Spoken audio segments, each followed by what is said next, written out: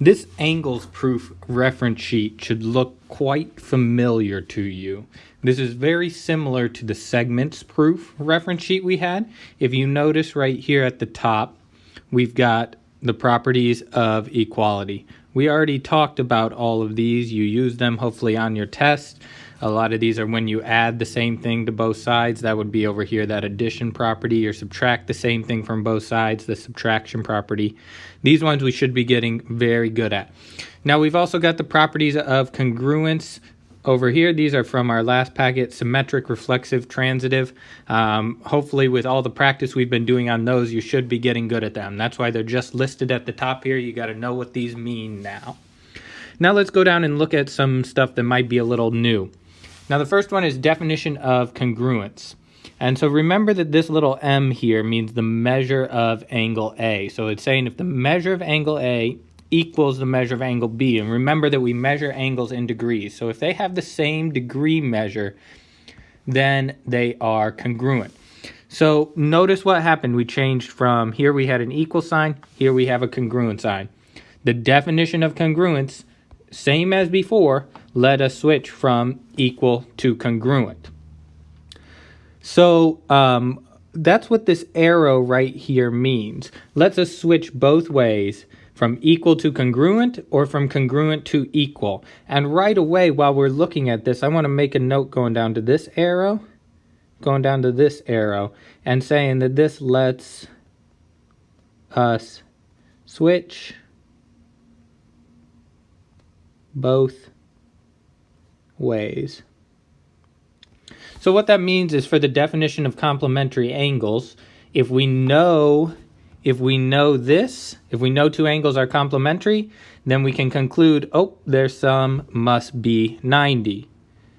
Similarly, if we know their sum is 90, we can go the other way and say, oh, they must be complementary then. So it's a really useful tool to know that we can use these either way. That's what those arrows mean. Now we've got definition of angle bisector. And we've said millions of times in class, an angle bisector divides an angle into two equal parts. So we're going to know the two parts are equal. And for perpendicular, we're going to know that we get right angles. What do we need to look for? We need to, let's not use the keyboard. Let's use this. Look for what? When we're looking for right angles,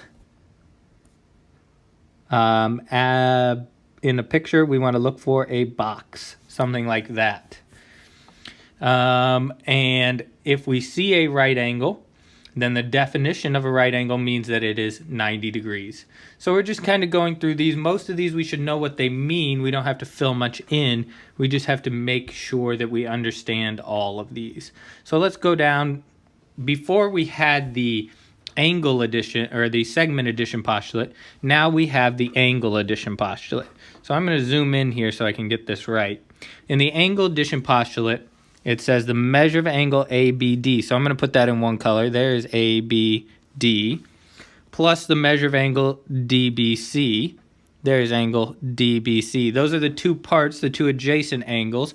And if I add those two angles, I get the measure. There should be an M here in front of that. Let's actually fix that.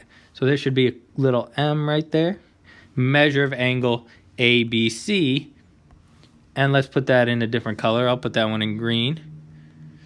And so this is what the angle addition postulate means. This is how we can match it up to the picture. But the way we mostly remember this is we say that part plus part equals whole. So if we have a picture like this, and this is the one thing, once again, in this section, now that we're doing proofs with angles, we have a little bit of different reasons, but this is the only thing that is going to come from the picture. Everything else is going to come from previous steps or from the given, or etc., etc. The angle addition postulate here is going to be coming straight from the picture. So we have to look for a picture like this where we have two smaller angles inside of a bigger angle. So we have a part plus part equaling a whole. Let's keep going on. We finally have some theorems. We hadn't had anything yet that we called a theorem. So let's look at these theorems. So the first one is vertical angles. So let's help ourselves to remember that. Vertical angles, so our picture, let's make it nice and small so we can not take up too much space. Vertical angles will make an X, like angle 1 and angle 2. So if two angles are vertical, then they are congruent. So that would mean angle 1 is congruent to angle 2. So if we have two angles that make an X, like vertical angles, then we know they are congruent. Up above, notice this next one, the complement theorem says if we have a right angle, then the angles are complementary. If two angles make a right angle, then they're complementary. If I scroll up, I had definition of complementary. Let me go from complementary to their sum is 90. But this lets me go from the picture to saying that they're complementary. If I know they form a right angle, then they're going to be complementary. And similarly, let's just draw pictures to kind of help us know what to be on the lookout for. So here, if I have two angles like this, and they form a right angle, that means they must be complementary. Supplement theorem says if two angles form a linear pair. So what's a linear pair look like? A linear pair, remember, it's two angles that make a what? That make a line. That's why I started with a line. And then I'll draw that to show that I've got two angles here. So if these two angles make a line, then they are supplementary because they add up to 180. All right, now the congruent complements theorem and the congruent supplements theorem, these are sort of like the transitive property. Let's talk about why. So if A is complementary to B and C is complementary to B. So what's going on here? We've got both of these angles, A and B, complementary to the same thing. So what does it mean to be complementary to something? It means that they add up to 90. So if A is complementary to B, let's say B is 30. If B is 30 and A is complementary to B, then A, 30 degrees that is, because we always measure angles in degrees. B is 30 degrees, A is complementary to it, A has to be 60 degrees. If C is also complementary to B, well, B is still 30 degrees, so guess what? C also has to be 60 degrees. So this is sort of like the, like I said, sort of like the transitive property, where if we know two things are equal to the same third thing, then those two things are going to be equal to each other. I hope you can imagine in your head right now me making the hand motions that I make as I stand in front of you every day and say, if this thing over here is equal to this thing in the middle, and this thing over here is also equal to this thing in the middle, then they're equal to each other. It's the same thing for complementary. If both of these two things are complementary to B, then they're equal to each other. Now supplementary goes the same way. So if A is supplementary to B, C is also supplementary to B, so they're both supplementary to the same thing.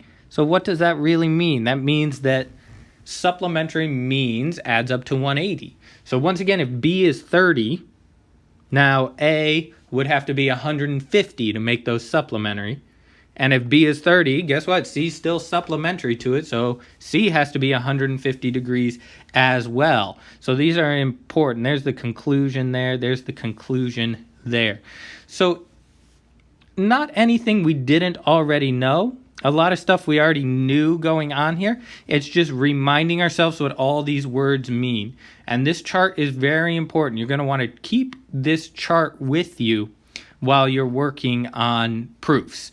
For today, though, for your homework today, what I want you to do is flip this page, and on the back are a bunch of statements, and then you've got a bank of reasons. I want you to match up what reason goes with each statement. Good luck.